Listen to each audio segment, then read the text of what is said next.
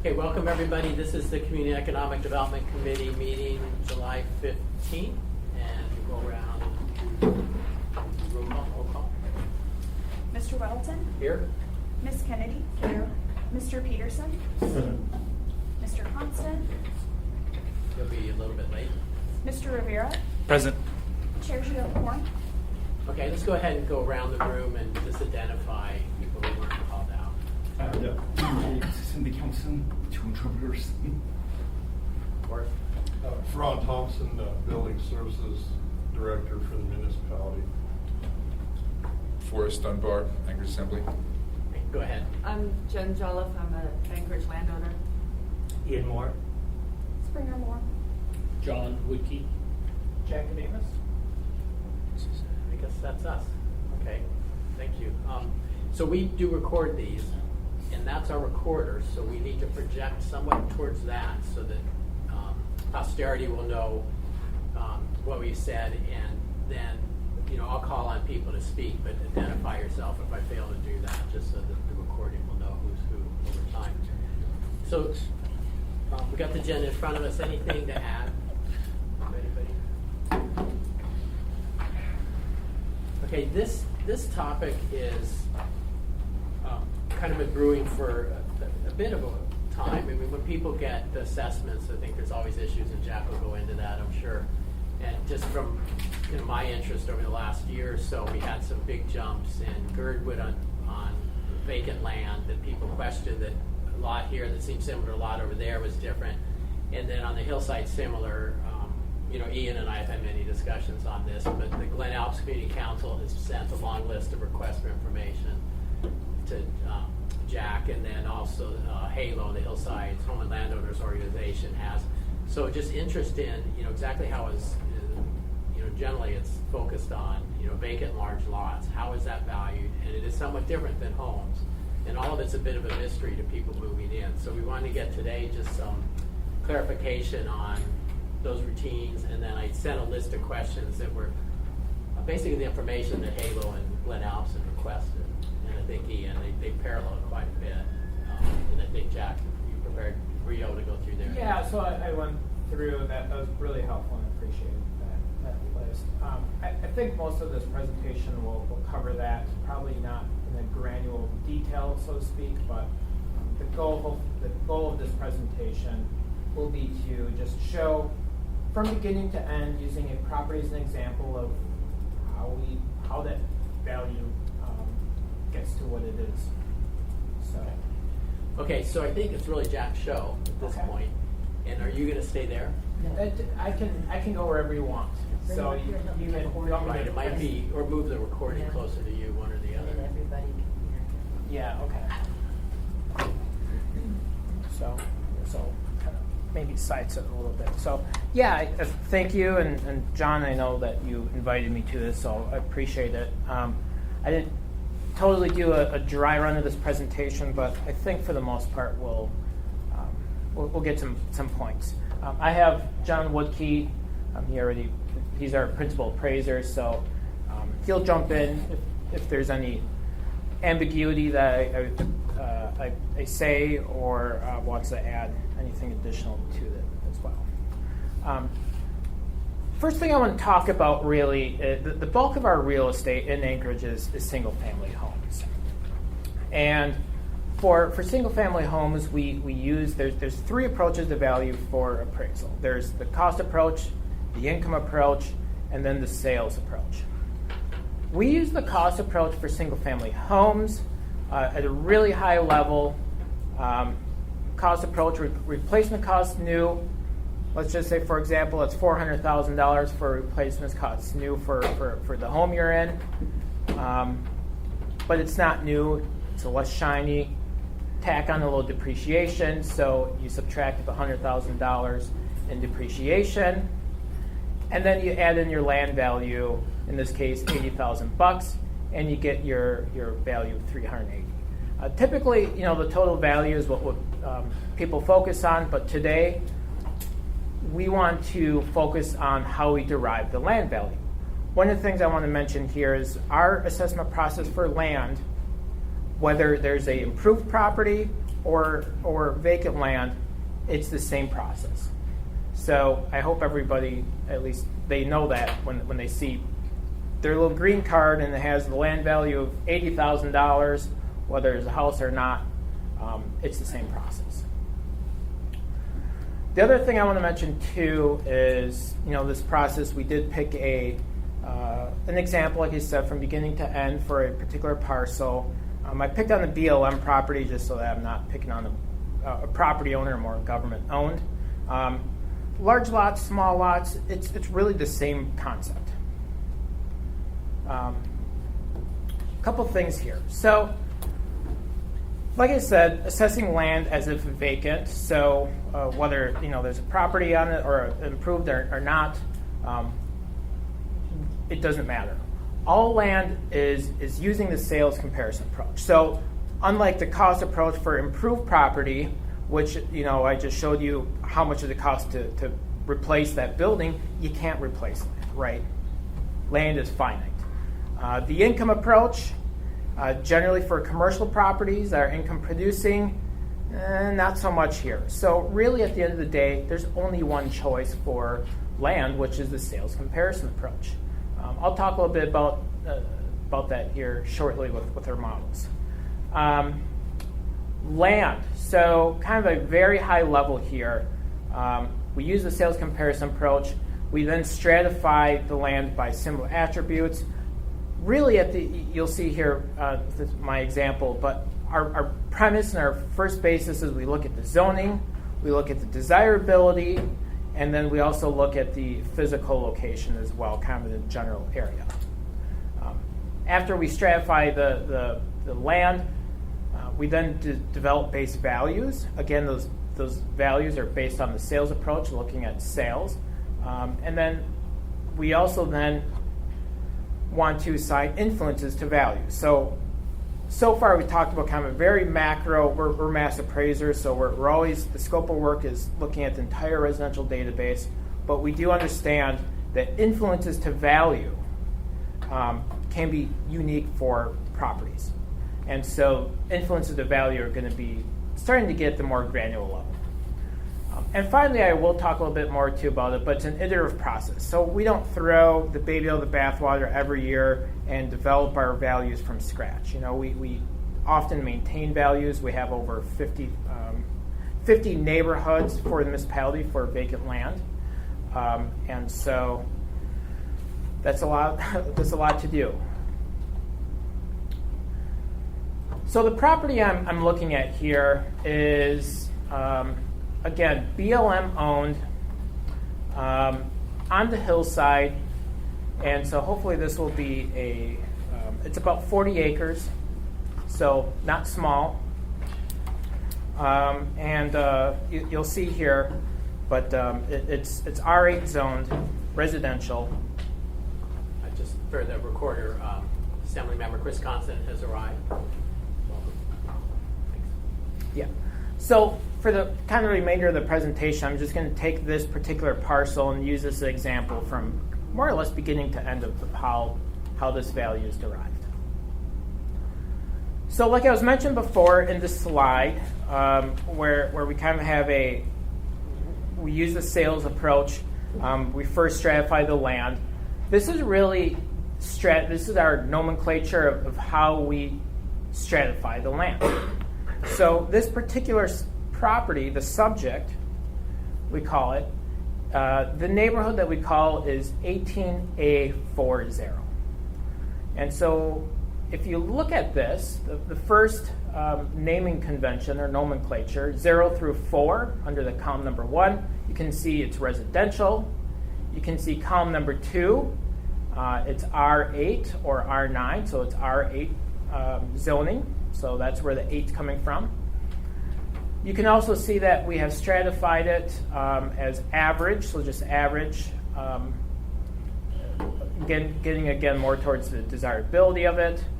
And then you can see column number 4, it's in the hillside region, so by geographic. And then 5 we're not using for this particular neighborhood. So no R10 listed R10, I think, got walloped off, I think. Okay, so just for this presentation, it's not in there. It's not in there, yeah, but we have an R10, I don't see we? it also, I draw a blank on Yeah, part. yeah. It's in Lansing properties. Good catch, though.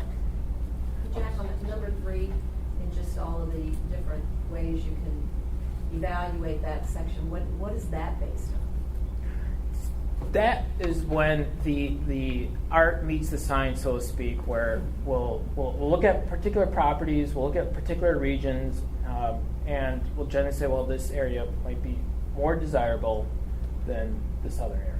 And desirable meaning houses sell quicker there or more often, or people want to move in? I mean, how is even that desirability quantified? Generally, it's going to be based off of the sales approach, and so we'll look at what the market activity is doing. Generally, we're reporters, we're not forecasters, so we'll just look at what the listings have done to get an indication. Are things stagnant? We'll look at the sales. Is there a premium in that area? And generally, kind of go from there. Okay, thanks. Yeah. And we are a non-disclosure state too, so a lot of this, on top of that, not trying to make excuses, but becomes it's a challenge. You know, and I'll be the first to say that we're not perfect, yeah, there's a lot there. Dean? Just to follow up on that, is there sort of a default you begin with? I mean, if you don't have comparable land sales for the past 5 years, do you just start with average, or I'm just curious. Yeah, it's a good question. I do know that our analyst for some time now has been really looking into this and trying to bring together maybe two neighborhoods that might have been average, one might have been good, and saying, well, maybe they're the same, maybe they're all average for that. And we do have. Well, I mean, that's getting towards improved value, but we also do look at sales and look to adjust things with improved properties as well. But again, this is just vacant land with that. So anyways, this is generally the way that we stratify the property. It's happened. It's an iterative process that I've mentioned, so it happens not just overnight, but many years. I would say that this was really implemented in the early 2000s. This process. Yeah, Jack, we pretty much in 2006 is when this formulated process kind of went into play throughout Anchorage, and been using it ever since. Okay. Yeah. And we started early. Did we start early 2000s as well, as far as just slowly gearing up towards this? It was Okay. each year stratifying a little bit more sections of Anchorage till we could get them all profiled. Yeah. So then, Moving on from this, yeah, can I maybe dwell on this a little? yeah. Go ahead. So, a couple things on column 5. You don't have like Girdwood, or maybe do you have more categories? No. So generally, 5 is been we're moving away from 5, and generally we're relying more on 4. And so you can see on column number 4 there's Girdwood. Yeah, we're trying to not slice and dice as much. Okay. So, sorry. So in number 3, as you jump from one category to the next, how much influence? Is that a 10% increase in your assessment? 5? Yeah, it's a good question. We were just looking at one. I think it was like 5%. Was it? I mean, it really goes back to the market. You know, what can we extract from the sales data? But it's not large. I don't believe it's large jumps. And in fact, we may not have. I mean, these are all categories that are available, but we may not utilize all the categories if they don't. We can't extract from the market. If there's an ability to put them to some market. Okay, so there was, I think probably 2 or 3 years ago, one neighborhood in the hillside, I lived there and heard a lot in a hurry from all my former neighbors, that their assessments had pretty much uniformly gone up 10 to 15%. And I think we got down to it was probably this category, they went from good to very good or something like that. And that, I mean, is that realistic that that could have happened? No Were other they- change but that. Was it land only? Or was it total Oh, Was it total value? It was total value. Because it could have been, I know that there was a lot of improved value that we looked at. So we looked at the total value and we stratified and changed a few things total value. So the land may have not changed, it could have been. And we do, I kind of remember speaking with the gentleman in the hillside on that, and we have a neighborhood classification for improved properties also. So it literally is a descriptive category for improved properties, neighborhood, and then we also, for land, we created neighborhood categories. And, Jack? Yeah, no, I mean, you're, Crystal? Thanks. I have actually 2 questions, and you might have mentioned this, but in that category 5, as you're moving away from that, then are you expanding some of the categories in 4? For instance, Eagle River, you've got Peters Creek up there separately, but would Eagle River be Eagle River Chugiak, including the Peters Creek?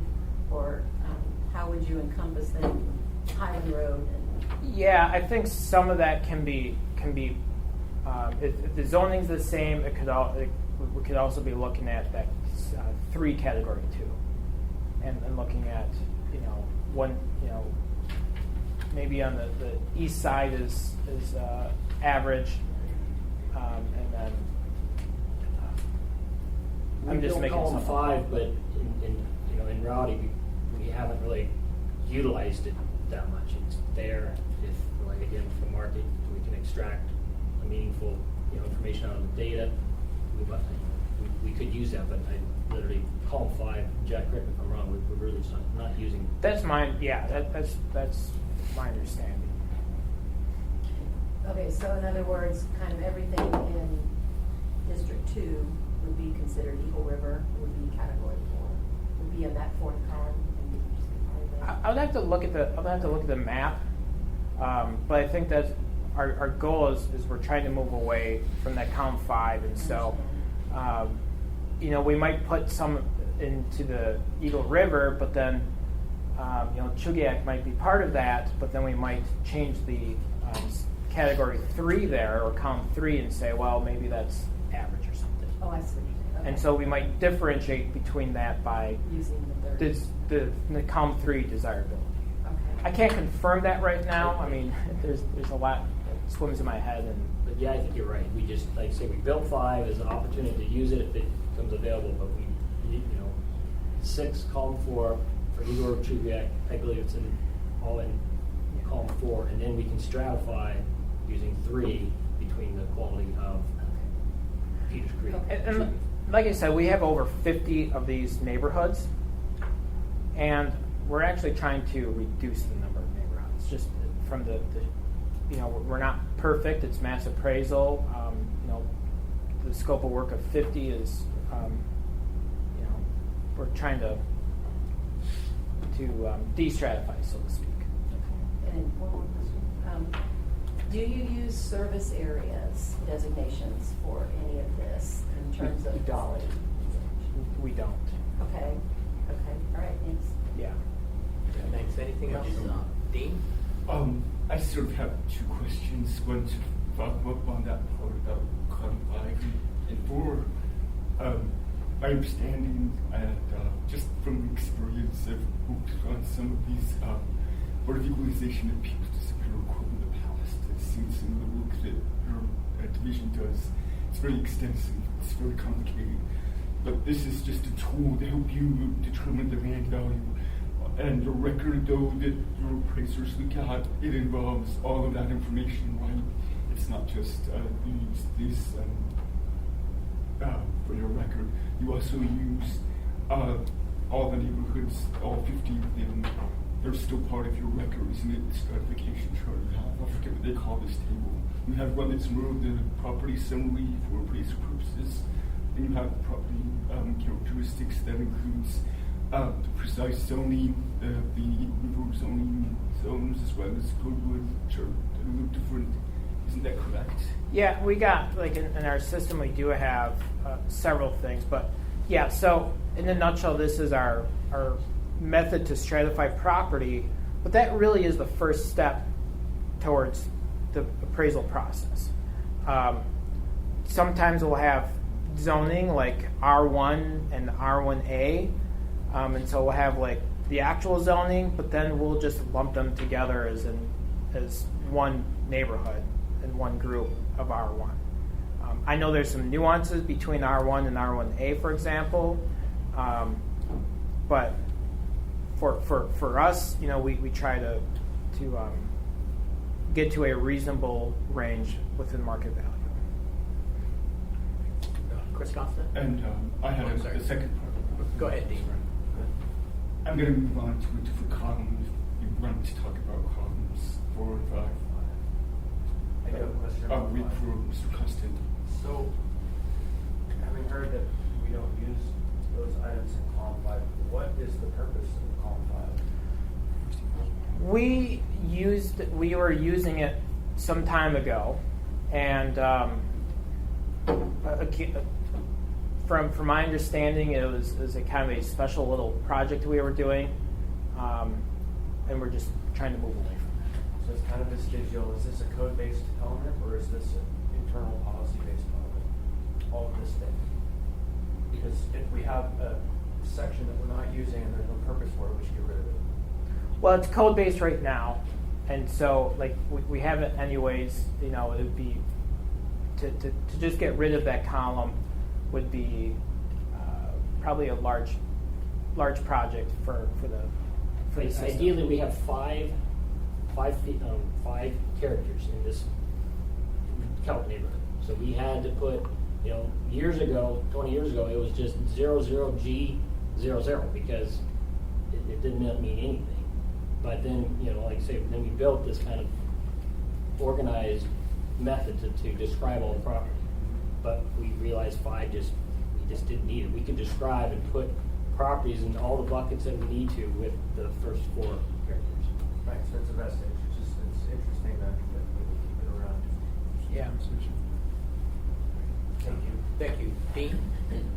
Oh, yeah, thanks. I wanted to go back to column 3, and I think that for our understanding, are there some characteristics that really affect this quite a bit? For example, you mentioned the neighborhood, but isn't it also the quality of the land itself? For example, if there's some topography and some steep slopes that make it more difficult for development, does that affect that? It's, I guess, sort of a subjective assessment, isn't it, as to whether it's poor or excellent or average? Is that affected by some factors? Maybe you can help us. Topography, the soils, maybe it's more difficult to build utilities, or the availability or unavailability of utilities nearby, or to the parcel itself. Yeah, so if I believe I understand the question correctly, like for example, when we stratify this property, do we account for, just an example, topography? In some ways, yes, we do, but again, you'll see the subject parcel too. We do look at each parcel individually and also look at those attributes and characteristics, whether it has good soils or average soils, whether it has the steep topography, whether it has a well or septic or something like that. And so those all are going to be influences to value in addition after we stratify this property. And John has something else. The other use of that column 3 is say, like Lilac Park. You guys recognize that subdivision name? It's on the hillside. It's kind of exclusive. That would be, I'm sure, it's above average category. So that's a way, the quality of the development comes into play in column 3. Most subdivisions on the hillside are average, so average is used a lot. Or if we realize that we just, again, it's just a stratification tool to put like properties in the same valuation bucket. So that maybe help. So this is your first step. You Yeah. broadly cut, but then all those other things, lot size and access and so on, those come in later. Yeah. That's correct. Any other? Okay. At some point at the end of the meeting, we'll have public comment, but if you had anything specific, I think we have a small enough group in time, you guys can raise your hand and I can recognize you. Thanks. Okay.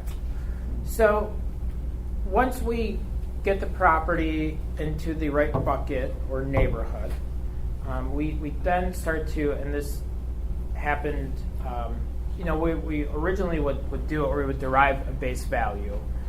And typically what we do is we'll derive a base value and then we'll just, like I said, we'll maintain it going forward and just continually check in and look at it. Are we doing okay? We'll start to look at things, horizontal types of attributes. But just in general, this is generally what, and these two sales are made up. But the line here is actually what the subject's model is. So if you focus on this line here, you can see that there's 4 points. Each one of those points is its own, let's say, model in our system. And you can see the value here. So it starts at about $100,000 for, the land size at the bottom there. And then it starts to go up. And you can see it's increasing, the total value is increasing at a decreasing rate. So the larger your lot becomes, of course, the more valuable it will be, but on a price per square foot basis, it's going down. And so typically what we'll do is we'll look at, once we stratify the properties in groups, we'll look at the sales, and we'll generally try to draw that curve, a best fit curve to those sales. Again, fictitious sale number 1 there, you can see at the bottom there, that sale would push the model down a little bit, have a negative influence on that model. And then sale 2 here would have a positive influence on that curve. Not one sale makes a market. I can stress that enough. We look at listings. We don't directly value and we don't directly derive these curves using listings. But they certainly are helpful and helpful indicators. So that's generally how this curve was derived back in the day. Unfortunately, we don't have documentation that shows each 50 neighborhoods of how we derived it. But Mr. Chair, can I ask a question? Yeah, of course. You might have actually just been getting to this, but my question is, to what degree does this, in your experience, does this curve actually hold true in real life? That is to say, in Anchorage, our experience, does it follow this kind of neat curve or anything even approximate to this? Or are we finding that, for example, the sales are usually higher than what we're predicting, or that there isn't this sort of marginal decrease? Yeah, so I would say there's been a couple of interesting things. So in economics, we have the theory of diminishing margin utility, that basically the more you consume, the less you're willing to pay for that next unit of good. I would say we have strong evidence that shows that yes, there is a diminishing utility. In fact, with that, my predecessor, very interesting, this is getting more commercial, but my predecessor was actually seeing with very large commercial lots, so we're getting away from residential now, he actually is starting to see that go up once you get to like a certain point. But if you really take a step back and think about that, that violates the law of diminishing utility. And probably what it is a different market segment. And it's probably Large commercial developers. a large commercial developer that needs that lot, and so that's an entirely different market. And Jack, just to kind of reconfirm, we build our models based on the sales data, so Yeah. it's locally derived. And these, as we say, these models were initially built back in the early 2000s when there was more market data. we understand there is less market data, but that's why each year we're checking the quality of the models, that they were built with a lot more sales data and points on the graph to help build it. Chris, I think the confounding piece there is that every neighborhood is different. And every neighborhood has different value to different people. And so your curves are going to be somewhat different based on the market demands of, is this property in this neighborhood, in this kind of set of circumstances, what people are valuing today. That's where you get the difference between what you might see today in general versus what happens on a set of properties that meet a set of priorities that the market is demanding. So it definitely over time averages out, but in the specific, you're going to see different curves just based on demand. And the other thing too, like, I mean, I'll be the first to admit that we're not perfect, but I do think our values are reasonable, and within with our sales indicate they're within the range of the market. Can I follow up on that? So two things. It sort of intuitively makes sense to me that what you talked about, there being a spike at the very high, like industrial, for example. I could imagine large industrial lots being extremely valuable because it's very hard to find that land. And if you have a large project, there are only certain places that you can do that. And we've seen cases where people try to rezone to sort of combine or sort of make more appropriate one of these large lots because they're so rare and so valuable. But moving aside from the residential for just a moment, I was told, just sort of anecdotally once by someone who had done a lot of work downtown, that he had heard a lot of complaints from some downtown property owners that they felt their properties were overvalued. But then he would ask them, okay, will you sell at that price? And basically none of them would, because and actually we were sort of systematically undervaluing properties in the downtown core, commercial properties. Do you think that's still the case? There are so few sales in some of these areas too. Like, do you think we are? I guess your answer is going to be we're appropriately, because you're trying to appropriately assess them. But do you think we are undervaluing any kind of property systematically? Well, right now we're in a interesting time, especially with like office and retail. Yeah. And so I don't know where we're at with everything. Historically, yeah, I think we were conservative, I'll call it, with certainly some of the commercial land. But there's activity going on in the downtown area now too. So it's it's a tough question to answer right now. But John's got he's better I would commercial. agree with you that downtown land is probably at the lower end of the range, and what I found was you had a couple different buyers. I mean, our data is set on the lower end of the sale prices, but there was who's the parking authority entity out of Washington. They bought a couple lots for a lot of money. Diamond Parking, and that's one buyer's input. Chris, just to add to that, I mean, it's really difficult to anticipate what the market's going to do.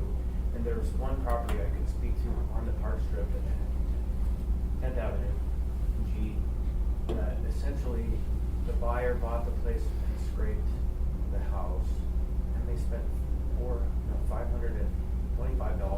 to do that. Right, so the lot value in that sale was effectively $525,000, which you would never see on an appraisal, but surely tells you that in this area, in this set of circumstances, those lots are undervalued at this time. And it's hard to keep up with that because the market is dynamic, but that's the property where they moved the house around the block. I don't remember, but a huge cost for the price of the lot, 4 times what anything else in the area had sold for. I think it's true. Thanks. So again, we've derived a base value back in the day, and later in this presentation I'll show you generally what we do is maintaining it going forward. We just don't have the staff and the capacity to derive these each and every year, but we review them each year.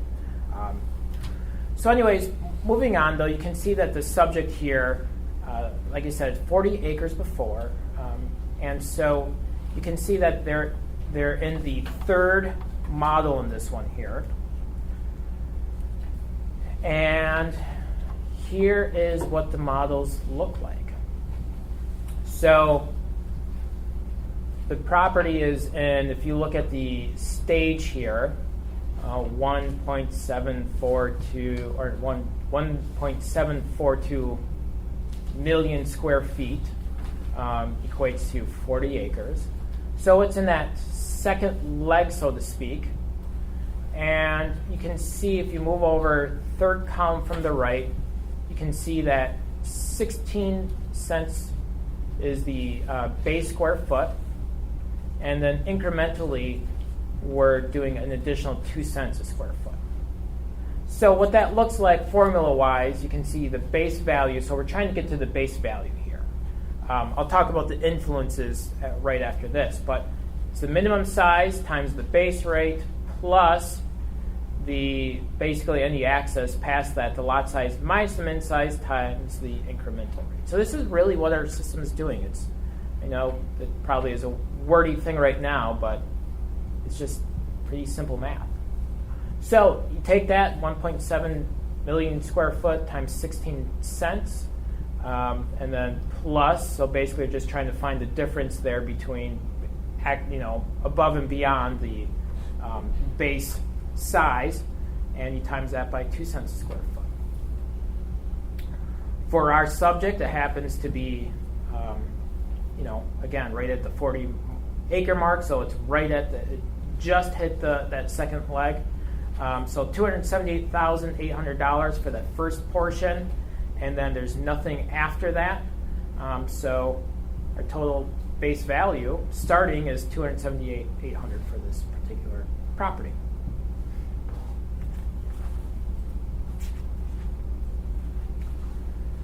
So once we get the base value, we then have to start to look at the particular influences. Here you can see this is all of the influences that we look at. So for example, we look at view, we look at topography, access, paving. I mean, you can read them all yourself as well. Each model or each neighborhood, each bucket, so to speak, has basically a norm. And so, Dean, this might be getting at your question a little bit more that you were kind of asking about how these kind of reconcile and how this all brings in together. The norm for 18A40 for our subject, you can see I just highlighted all the green. So for this particular neighborhood, we have an average view, we have a hillside topography, we have an average access, paving. The norm here is dirt gravel. I won't go on and with each one, but you can see that we have everything established. But maybe for just a second, let's just say a property that's zoned R1, located in the bowl. I don't know what the neighborhood is right now, but it'd be very different. Topography for that would be probably flat. Your access would be average. Your paving would be probably either paved or curb and gutter. And so we try to establish what you would expect generally for that particular neighborhood. The subject, and so when we start to go ahead, was there a question? Oh, no, I'm sorry. I'll ask a question when you're done. So once we establish the norms, or once we have those norms and everything, we then want to look at each property specifically. And so that's when we get to the granular level. The subject that we have, there's only two differences that deviate from the norm. You can see the first one, the view, we have excellent on this particular property. So we're adding a 20% influence factor to it. And you can see the second one is access. We have a poor access, so we're dropping it by a 20% as well. If there was more, you'd see more in there, but there's only two that this property has deviating from the norm. So you add up those two, it just happens to be that the total influence for this particular property is 0%. Every 6 years, we are required to go and review property, and cycle the property. And so we've been establishing these criteria over the last decades, with each property. So it's definitely it's a big, it's a scope of work of that's huge, but that's generally what will get you, like I said, for this one here, total influence of 0. Yeah. So excellent, you bumped it up 20%. Is there a range within that category? Yeah, so we do have like a manual, and view is like one of the most subjective of a lot of them. I mean, there could be like, for example, paving is kind of pretty cut and dry. What kind of street are you on? That's easy. View is a little bit harder. Average generally is going to be just, you don't really have a view. It's just fine. Excellent is I forget what exactly. We do have a specific range with that. I don't know if, John, you can help. Was your question our range of percent adjustments? Yeah, percent, and then, so excellent, is there, within there, you can have excellent, it would be plus 10, plus 20, plus 30? No, that's the bucket. It's I mean, 20. That's a bucket. And then panoramic, what would that be? I think it's at 40%. 40. Well, so that's a huge difference. Yeah. And it's extracted from the market as best we can. But there's some big jumps. Yeah. No doubt. Those are probably the two largest jumps. Most of the time, given going through each of those rows, it's a much smaller percentage, usually something less than 0 to Yeah. 15. Well, I think encroachment, if you have a major encroachment, that will really hit it. And it has to be major. It has to be to the point of where you're not able to build build a single family home or something on it. So Canyon Road cutting through a lawn. It depends, because it's also a function of size. So can you build, typically it's going to be huge, like a huge whack if it's, for example, a 10,000 square foot lot, and there's a easement going right through it, and there's not much that you can think about. What the recent couple of properties on Campbell Lake, where there's like a huge easement that the state has on it. That would be an example. Chris? So is Canyon Road a new road? Is that the one we just put in? Because certainly then that would be access to those properties, and it would probably have some kind of a sliding effect on both directions. In the future, could you give us some examples that don't net out to 0 so we can see the function of the actual calculations? Right, because in the abstract, I understand the first one, you would add $5,000 of value, or if it was 2 million square feet, but these would be helpful to see how they affect the value of the property. Sure. Yeah, we can do that. I mean, I have the calculating on the total land too, and we could Just to show us how these variables work. Thanks. I agree. That'd be more helpful. I just want to clarify, when I said Canyon Road, that's not a new road, that's like going up to Rabbit Lake, but we had when Enstar was going to put gas, remember that a couple years ago? There's one property that the road went through, so they use it for their septic tanks, and they can't ever develop it, so we took them off the roll. That's right. Thanks. Yeah.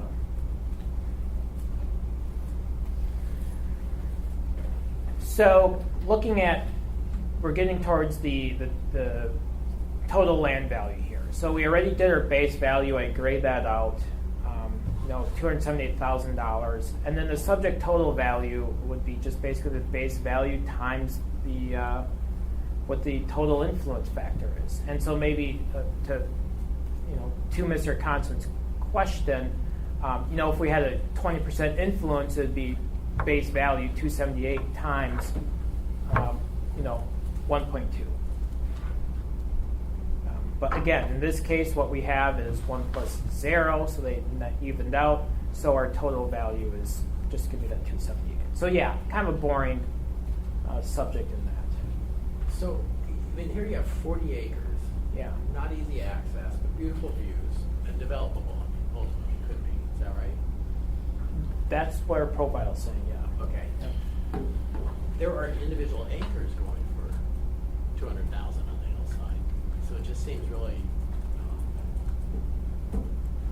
seems like like this would be really low. Is that? So I would say, I guess a couple of things. The larger lots, we're definitely relying on that diminishing utility as far as when you get a larger lot, the price per square foot really does go down a lot. But yeah, I mean, without specifics, I can't really answer that. In the sales data that we collect, and Alaska's a non-disclosure state, there are those properties that are selling probably for a lot more, but it'd be wrong to. There's an answer why though in most cases, and that comes down to if you have gone from 40 acres down to 1 acre lots, you have invested in platting and zoning, and you've invested in subdivision, you've actually done the work to get the properties to the point where they can be sold, generally, not always, but in 1 acre units from whatever the larger portion was. So at every step of the way, you actually incorporate higher cost and then hopefully higher value.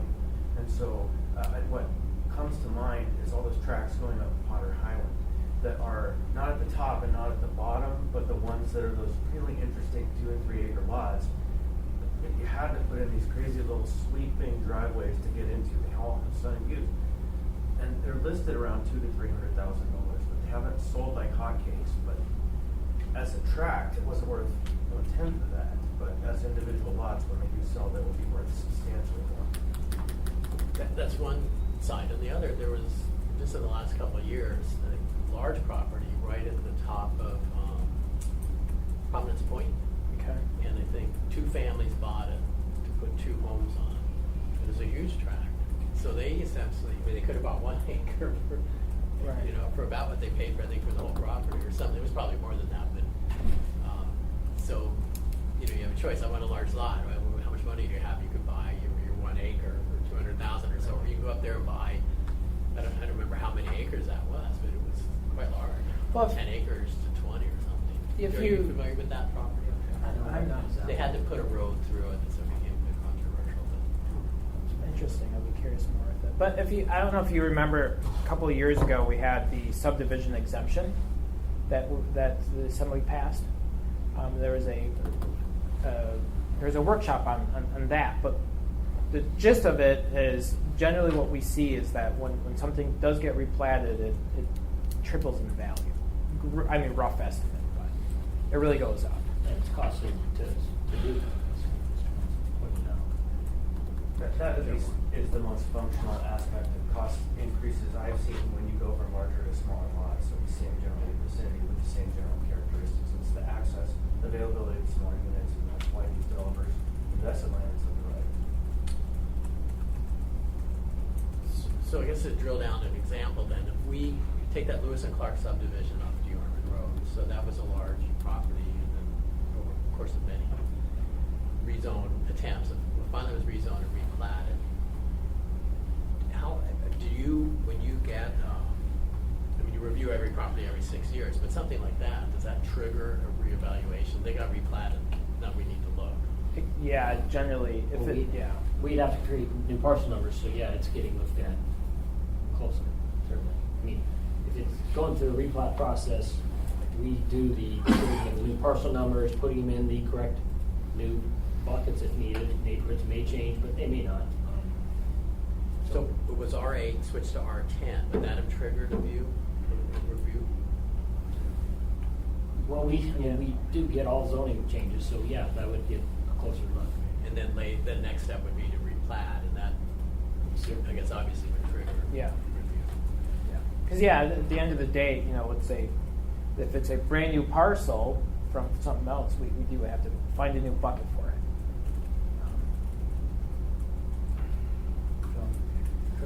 And I think the complaint I hear the most from the development community is that the cost of permitting, the cost of getting everything ready to go is a third of the cost of a project, like 30% almost. And so if you think about the implications of what we're talking about here, if the property owner that is subdividing adds in all of those costs into their concept of value, and then the market adopts that, then the actual base cost goes up for all of those units. permits, right? And so then the next guy that permit gets a 30% incremental increase because of permitting costs. Then what ends up happening is the market cost is increasing, not based on anything other than the fact that John Smith had to put in his money or her money to do the subdivision process, and it creates a spiral or a kind of a compounding phenomenon where it gets increasingly more difficult to buy land because it gets increasingly more expensive because the market will pay it because the cost of subdividing is so high. Ad infinitum. It's a very interesting conundrum. And we hear it from the developers consistently. Yeah, I mentioned the subdivision exemption to them. What was that? Refresh my. Yeah, so it's I think it's 5 years. So if you subdivide your property, We'll start with, it's a residential, you gotta be residentially zoned property, and if you create 4 or more parcels out of a plat, then you can apply for an exemption to defer that development cost. yeah. Up to 5 years. And I think it gets removed if the property sells or Yeah. after 5 years. Part of the intent was to try to take away some of that risk. So I'm a developer. I come in, and now my taxes tripled or quadrupled, and I'm sitting on these lots. As Mr. Content, you've indicated that these lots won't sell in like a single family home does. They sit in the market for longer. So I don't want to be stuck at this quadruple tax bill for the next 2 years. And so that was what the goal was. So you say that the word deferred. Is it really exempted though? It's exempted. Yeah, well, I'm Yeah. mistaken. So you would show an assessment, but then their tax has it's like take your. We reduce the Yeah. assessment by a percentage. There's a formula in the ordinance that, Oh, is that what it? Does it show up as an exemption? okay, it's called a subdivision development exemption. Right, but on the list, does it come out of, it shows up as a line item that says exemption and then It comes should out be, of the tax yeah. rate. From my understanding, the magnitude of the exemption is derived from what you're talking about. But you got the assessed value, and then you got your taxable It amount. doesn't. Yeah. Okay. If that would mislead people. Yeah. Yeah. If it were just yeah. one number. Yeah, So no. you break that out. Okay. John, can I ask a question on that? Of course. So, Jack, is there any concern, and perhaps it doesn't matter because these tax exemptions you're talking about apply primarily to land that's zoned just for single family or non-multifamily housing, or like maybe just duplexes. But is there ever any concern that, I mean, what you've done, if you are incentivizing through that kind of tax exemption a subdivision with a bunch of lots for single-family homes, then are you disincentivizing multifamily? So what if someone was like, well, I'm going to subdivide just into 2 lots or 3 lots, but I'm going to put an apartment building on one of them, and so I'm creating many more housing units. Yeah, good question, and that's actually ringing a bell. I think you asked a very similar question back in the workshop, and I can't remember what Chris Schutte at the time said, but I think I'll have to look at the ordinance because I'm not up to speed on enough to see what the stipulations were, but from my vague recollection, yeah, there could be a slight incentive to do more single-family homes with that, but I'll have to take a look. We have a couple of other exemptions too that have been coming into place. So maybe if you don't mind, let me kind of take a peek and look at that ordinance, and maybe right after this get back to you. Yeah, I mean, if there is a way that we could expand that so that people planning multifamily housing can get a similar tax break, I would appreciate. I'd love to see that. And obviously, you don't see a lot of multifamily built up on the hillside, but in other places, I want us to never be missing a chance to put in multifamily housing, which we have, I think, we have a real shortage of. And I think a lot of it too is going to be dictated by the zoning too. Yeah. For sure. What I thought I heard was residential 4 units or more. It was 4 lots or more, though. So they 4 said lots or more. Yeah. Lot, not unit, and that's the concern for me. Okay. Pete? Thanks, Mr. Chairman. And so the scenario you're talking about where somebody's replatting and the value goes up, but they're not paying taxes on the additional value, but they are still paying taxes on the original value. Yes, correct? yep. Okay. That's exactly what the ordinance was. They would pay no more than what they did when they had the lot as it was prior to the replat. All right, okay, thank you. We're having a great discussion. I don't want to sway up. So we've got Yeah. about half an hour. I want to make sure Okay. you're doing okay. Yeah, I have just a couple of more slides here, and so I can get moving. But we'll slow you down. It's not you. Interesting topic. But no, these are good questions. This is the first time that we've really ever did a presentation like this on land. So thanks for being the guinea pig. Okay, as I mentioned before a couple of times, we don't create this model every year from scratch. We generally maintain that model going forward. It's really an iterative process. Every year we are looking at sales, we're looking at data, we're looking at other data, whatever we can get. We're always hurting for data. The last year or two we've been reaching out to developers, to other real estate professionals, and I'm sure Mr. Conte, you know other people too, but that's what we've been trying to do that as well, just to get a pulse of what's going on. We've also mentioned too site inspections, and so we'll go and we'll inspect the site. If there's a sale, we might go take a look at that property. Can't quite figure it out, as well as looking at the general neighborhood as well. And then finally, too, the appeal process is an integral component of this as well.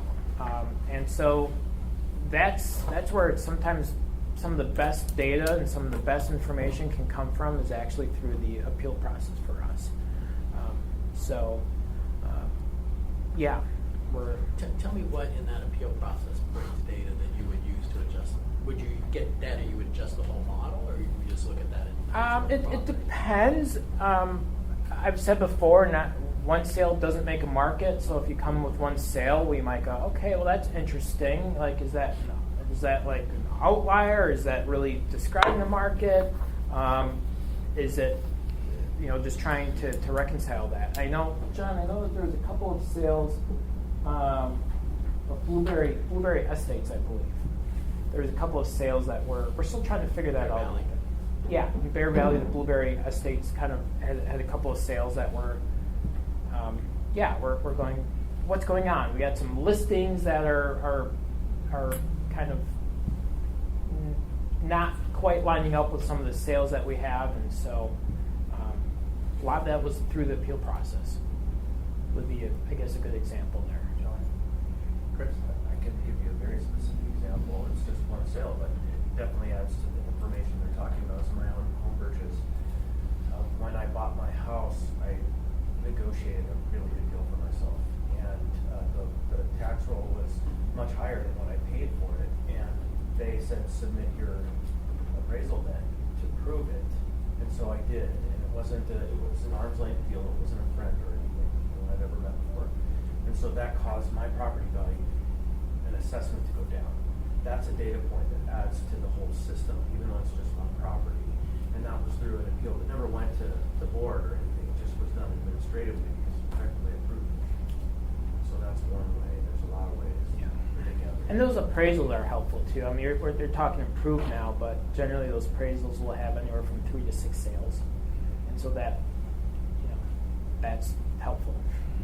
So we get a lot of our sales. I would say 40-ish%, 50% of our sales can come through the appeal process. So. Okay, Chris, on a new topic of what we're talking about. So you talked about getting a pulse of what's going on in the marketplace and listings. There's some tools that have evolved in the last 10 years or 5 years that are transforming the way people value their properties, and in particular that's like Zillow. Yeah. And its estimate of a property's value.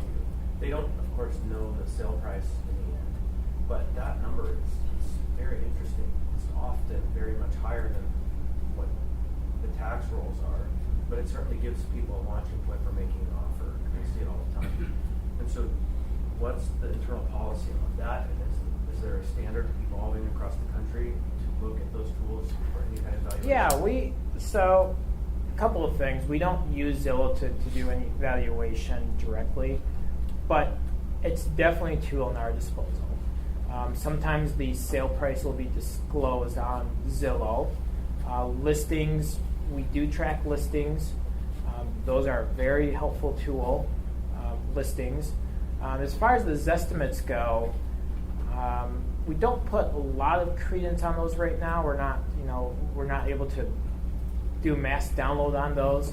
My understanding of those from a couple of years ago, someone did a big analysis on Zillow, and listings are heavily influenced in their Zillow estimate, or Zestimate as they call it. Absolutely true.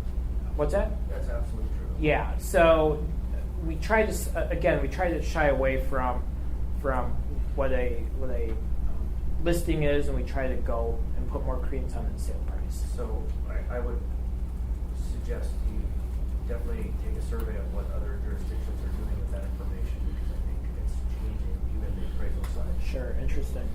Yeah, there's definitely been more tools that we have. GIS will be another one, but right now we are limited in our tools, and the other thing too is our staff. Of course. For sure. Last note that I just read this morning of a lawsuit that we're facing for appraisal and inspections going on people's property, and that started some 20 plus years ago and just got hot again in 2019 and is in federal court now. So we'll probably get a briefing on that soon. We, the city. Yeah, just read about it this morning. This topic is hot off the press. Pete? Thank you, Mr. Chairman. So when you go out to do the site inspections, you're only going out there every 6 years. Do you have a picture of what the property looked like 6 years earlier, and then so you can look at that and say, oh, well, they added a garage or whatever? Yeah, so a couple of things. So we go out there, and generally, if there's something like a new garage or some big addition, and they're following all the correct procedures, there would be a permit that would have triggered us to have gone out there in the first place. So permits are in addition to that. If there's not, we'll take a new picture of it, and make sure that there is nothing. There might be like a deck that might be added on that we didn't know about. We might just grab that, for example. Generally, we'll measure 2 sides of the home, take a picture, make sure nothing is very different, still in average shape. If there's obviously like deferred maintenance, you can see, windows broken and vacant and everything, we'll make an adjustment downward or something like that. So. But you're not going inside, you don't know whether they No. remodeled the kitchen or the bathroom or anything, so. No. All right, thank you. Thanks, go ahead. Yeah, so again, so it's an iterative process. We're looking at those site inspections. The appeal process, like I said, is also helpful. And so when we're maintaining these models, market value and getting into a reasonable range is obviously our goal. Another way that we're looking at, they didn't put this on, is we sometimes will look at the land value to total value ratio with improved property. We got more sales for improved. Generally, about 25% of the total value can be attributed to the land when you're looking at, single-family homes. Obviously, they have to be homogeneous and everything. But again, just all these small little indicators, using those as a sum to come to a judgment call with everything. And then equity, too. I haven't really talked about equity too much, but we do try to get to as much equity as we can with this and be systematic. So here's an example of just looking at things and maintaining the models. Horizontal equity, it's kind of more jargon, so I really apologize for that. But really what it means is you're slicing and dicing the data based on certain buckets. So here you can look at our some sales here, average assessed value. So that would be the sale price divided by our assessed value. That black line there is generally where our goal is at 96% of market value. You can see at the x-axis here, we have the group size in acres.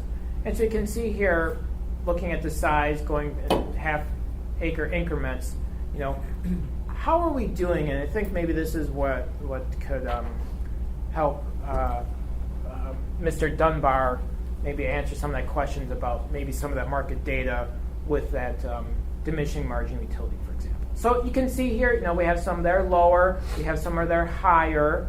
We're not going to have a ton of sales within, each time you slice and dice the data and get it smaller and smaller, you're going to have more variance, right? And at some point, you're going to get down to one sale, and it's like, well, am I going to increase this by one sale? Probably not. That's generally not a good idea. But we'll keep track of this and try to get it within the market range for everything. John, Cass, just a real quick clarifying question, so I know we're reading this correctly. What this is saying is that our estimates are slightly below what the market is actually showing in almost every case. Is that right? Yeah. Yeah. So we're undervaluing property, but we're very close. Yeah. And in some ways, too, at least with everything, too, vacant land is slightly different, but when we try to get to total value, most of the things that have been on the market have been at least somewhat spruced up. We're trying to get to the average, the market value for a property that's in average condition that isn't spruced up. And also, too, there's a component of seasonality. Generally, in the summer, things are going to go and be sold for a little bit higher. That's when most of the sales happen and occur. Our lien date is January 1, right in the smack middle of the winter. And so we also want to try to recognize that as well. Crystal? Thanks. Just to follow up, and for clarification purposes, you're still talking an average. Yeah. So in other words, there could be properties that are valued way lower than the market value, and some that are being assessed at a higher than market value. Yes. So this really is just a reflection of the average of all of the assessments. This is an average by these groups. Got it. Thank Yeah. you. Well, Yeah. and most likely the people who believe that it's been overvalued are going to come see you. So. We do sometimes get some people that do the opposite, but our data generally is the opposite. Yeah, the people come in and. Yeah. So would that be because they just want to pay their fair share of taxes, or because they're looking to sell the house and they don't Usually want to to see sell. it devalued too much? Yeah, usually okay. to sell. Okay, thanks. This is the last two more slides. How have the values changed over time? So one of the questions, I wish I could have gotten more time to do, go back more years. But what you're looking at here is the value changes over time. So basically, the trend of our values starting in 2015 all the way to tax year 2021 by the zone of the property. So you can see R8, was flat the first year. We had no change, and then it kind of went up, and then we went down a little bit. But R8, if you look at year-over-year average, it's about little under 1.5% per year. R10, you can see, is the biggest jump there, 2.5% on average year-over-year. I can't explain why there's such a big jump between 2018 and 2019. You can see there's a big jump there. My guess is we were kind of looking at something like this, and we're like, well, geez, we might be a little bit low. We make a jump. You can see it went down a little bit. I can't tell you the exact story of that, but that could be maybe partially. What year did we lock in the new Title 21? That was the lock-in, though, after all the kind of changes, and you could opt into both, the old and the new, and all that. There was a time. It wasn't that long. I think if you had something in the works in 14, you could go with the old code. I think this one I was on the body. 2017. Right. I think it was actually. If you look at the date. Right there. Yeah. It was 2014. Originally. Around the year 2014 to 2015. But there was a time while I was on the body where people were able to opt into the old or the new code. That's correct. And then there was a time when use the new code. And if you look at, if you look at what's on the website, you've got that date of 2017 where it says new code and old code. So Right, and so I think I would really investigate that change, and the developers have all, of course, said, well, no, let's slow down building. But I wonder if there's, at least in that zone, some counterintuitive method that changed things, some value. And Right. If we could see that, we might actually be able to repeat it if there were some variable there that was of value on the 10 versus the other zoning districts at that time. Yeah, no, that's, and that was back in 2014? No, it's 2017. 2017 it It's was? like right when, Effective date. Okay. the final effective Final date, when effective you couldn't opt between the old and the new code. Interesting. Yeah. I was on It's audit. here in the code. January 2016, everybody had to file new Title 21 new applications. So that's not default date. But you had old applications that were filed for, I think there was Russian applications before January 2016 to be able to file old code, so have the ability to elect it out. So just that's filing the application. So it was a period where the application process was moving forward. But there's the so selected new code. I mean, you could be right, that affected this trend. There's some other The action that new happened. sales were, they would put up more here. Right around 2017, and I'll check in with Michelle. I'm not sure the exact mechanism, but there was something that happened that finalized it, solidified, you have to do this now. And I remember hearing it while I was on the assembly from people in the industry. So it had to be 2017 or later.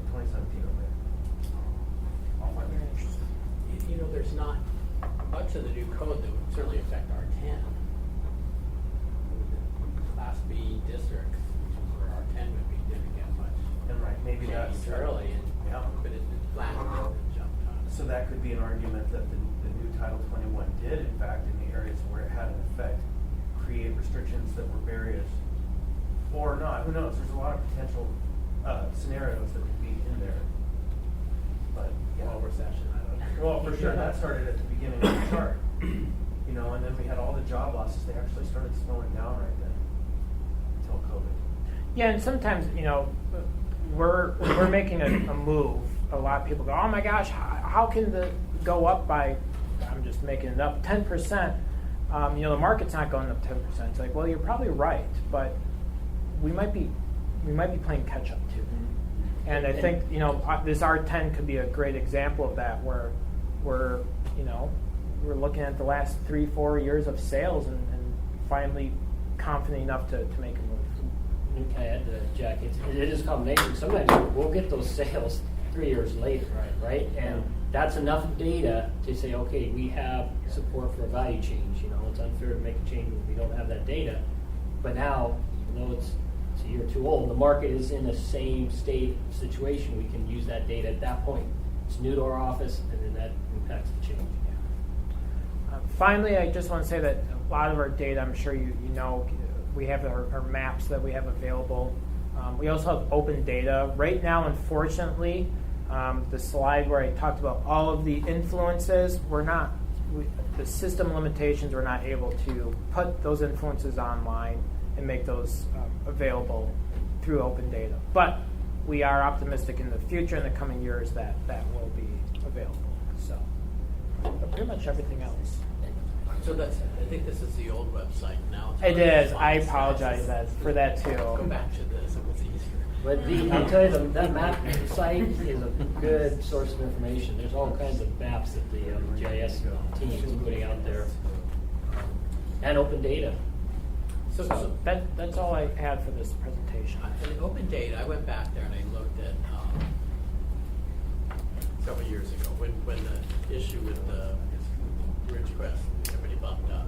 Oh, okay. 15%, and I was able to get fairly detailed data.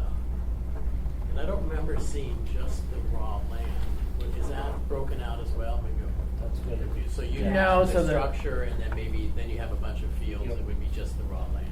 You have land size there, But you don't have the raw, like the base value you're saying? Is that what you're asking? Okay, We so don't the have details that. you've gone through here aren't on there. They're not. Okay. Yeah. So how available are those to people if they want to do an appeal? Yeah, so we generally, what we do with the appeal process is we generally try to we look at what the property owner has, we'll look at what we have, and then what we'll generally do is look at and develop a sales comparison grid. And that sales comparison grid will generally have 3 sales and can it support our value or not. So we generally are not explaining exactly how we got to the methodology and every decision along the road. We're really trying to look at what that value is and is that reasonable and does that reflect in the range of market value. So that's generally where our focus is. But we certainly are always going to explain, like on a house, all the cost approach we get there, and land, how we get to a total value, just as Jack explained. I think a little short, I want to give people here a chance to speak and then figure out kind of ways forward, because I think the appeal process is also an issue. People get in there and they feel like it doesn't work for them. So I think there's more discussion to be had on this. And the other thing too to mention, I've been working with our staff and really trying to explain to them what the appeal process is, and my goal is to try to not make any property owner surprised when they go to a board of hearing that it's not an advocate for the municipality nor is an advocate for the property owner.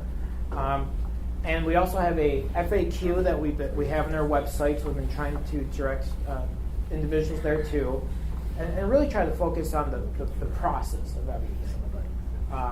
And I could probably pull that FAQ up pretty easy too. So I just want to, given a couple more minutes, any more comments from the committee here, and partly thinking, where do we go from here? Somewhat briefly, give you time for people to speak.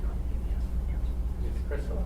John, I guess I would just comment that if there's anything we can do to make the process more objective, that's what I kind of like to talk about. And one of the things I think I'd like to talk about is probably the idea of weighing in with service area designations. But anyway, that's just an initial thought. Chris? So I understand you have put this item on the agenda because of concerns, and I would like to hear those concerns from the folks who brought them to you, so that we can base our conversations not just on our abstract conversation and thoughts, but on a real-world concern that might help us grasp ways to effectuate change. Okay, so in a future meeting, try and grab some people at our fields. Yeah, or who are interested in this large lot appraisal question. People brought it to you clearly, you can't just go pull this out of your ears, and so that I think is a valuable part of the conversation, to go from abstract, theoretical, internal computer to real world property owner has a piece of land and is not able to understand what's going on, or has a different idea of what should happen. Pete? Felix? Nothing to add. Okay, so are you wrapped up? Can we go to public comment? Okay, so this will be a public comment moment. So Ian and I think Eugene, if you guys have any comments, and looking forward to future conversations and stuff. No, thank you very much for putting this on. I think this is a really useful forum, and thank you, Jack, for the presentation. I think this is a great step towards transparency, and I think the big thing that's missing still is transparency in those influence factors, and specifically in how you make the decisions on how to apply view and topography and access and encroachments and all these influence factors, and then where the numbers actually come from for the adjustments that are made. And I think that if we could get to a point where that information is transparent, then everybody would be much more comfortable with the process. But where they're not transparent, I can see lots of people being very uncomfortable with just kind of arbitrary decisions. Yeah, no, and I agree with what you're saying. Like for example, with the property that we have for the subject here, the example, view plus 20% for excellent. Where do we come up with that? Long story short, I think that's where that iterative process has happened. Over the years, we've developed those, and we don't have like a document, a manual or a report on each one of those influences for each one of those particular neighborhoods. It could have been 20 years, 15 years ago. It was sales data supported this adjustment. It's reasonable. And we don't always maintain those data points back then. And as we each year test our values with new sales, they're going to tell us if our adjustments are out of line. So really what I'm trying to say. Yeah.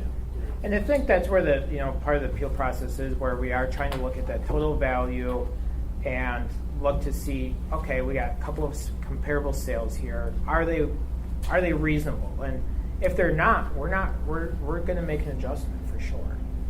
So I know it's probably not the answer that you're looking for, but that's generally what has been the process. No, I appreciate that, and that's exactly what I'm looking for. And I think that just the transparency of providing the data, that if there isn't data that supports the valuations that are being assigned now, then I don't think the city can legitimately take those valuations.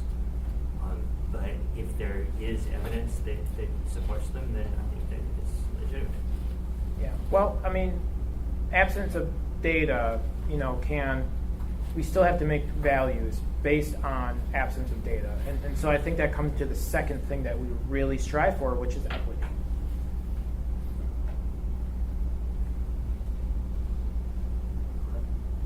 Chris, I just would add, it's hard as an individual entity looking at a property to see a number and you think, how can this be based on anything?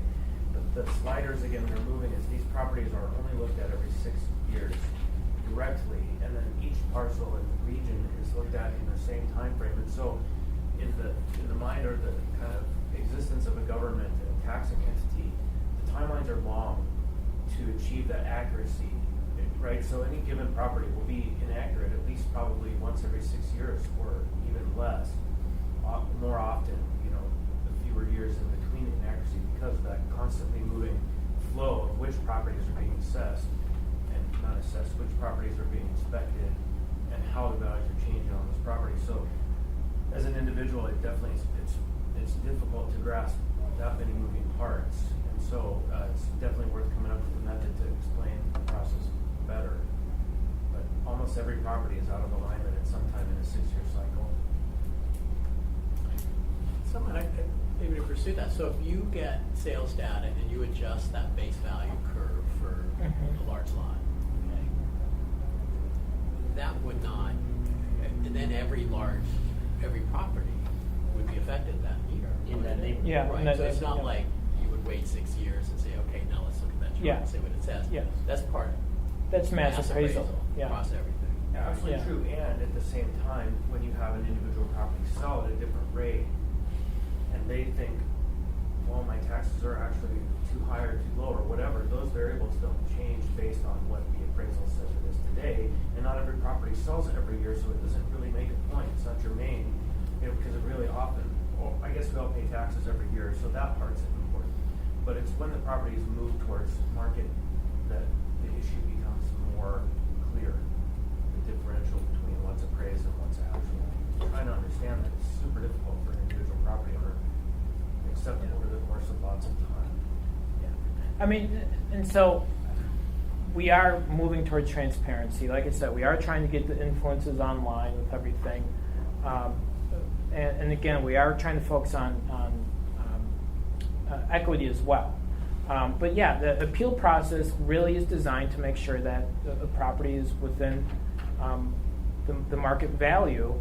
And I can assure you that we don't have the staff, we don't have the resources to explain and train every person who appeals the ins and outs and granular level of how we got to that value. We spent a chunk of time today just getting to the basics of it. We haven't even talked about the improved component of things, right?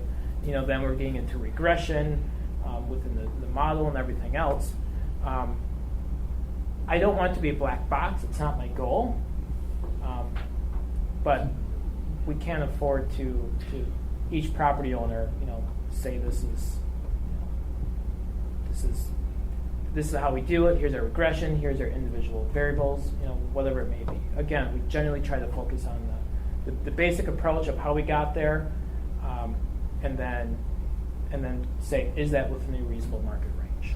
It's kind of generally the approach. And I know we're in public comment, but so we've been transitioning to the new mass appraisal system. Are we in it now? yeah, we're in the thick of the new. I mean, we're using it now. No. Right. So, what is the trajectory of getting to the new system, and how is that going to affect this conversation? Yeah, so two good questions. So we're looking and aiming to be in a new system effective for tax year 2023. So that'll be where the new values would be. And so we'd be hoping, for example, by then that you could look and see what the influences are and some additional data that will be available for people to review. So the effect would be that the promise is more transparency. to be able More to see the transparency, details, absolutely. More flexibility. It's not mainframe anymore. It's going to be actually. Yeah. That's modern. Following up on that, so could we see what kind of increased data would be available? Even if you don't have it yet, but you Yeah. know the program. So we have specifically talked about the influences, or basically more of the land component. I think a lot of the improved is on there, if I remember correctly. If not, you can even go to like the property lookup and see it's one bedroom, it's 2 bathrooms, everything else. But really, it's the land component that would be largely focused on. There's a couple other things too. I don't know what it will be, but like we might have sketches that could be available, but again, we haven't really talked about that I specifically. think the question would be sometime in the next several months, is it possible to get a briefing on kind of the at least understandable current framework that's being implemented, what it's going to look like, how it's going to function, so that we can understand early on in the implementation what we're looking at, why we're looking at it, and if there's any opportunity for improvements that we identify, can they be embedded or is it too late? Kind of that's a briefing on the new system sometime. Right. Definitely. Yeah. I thought we'd already made that transition, so that's important. So, okay, let me just real quick. Eugene, did you have a comment? Go ahead. I don't have a timer. I'll trust yours.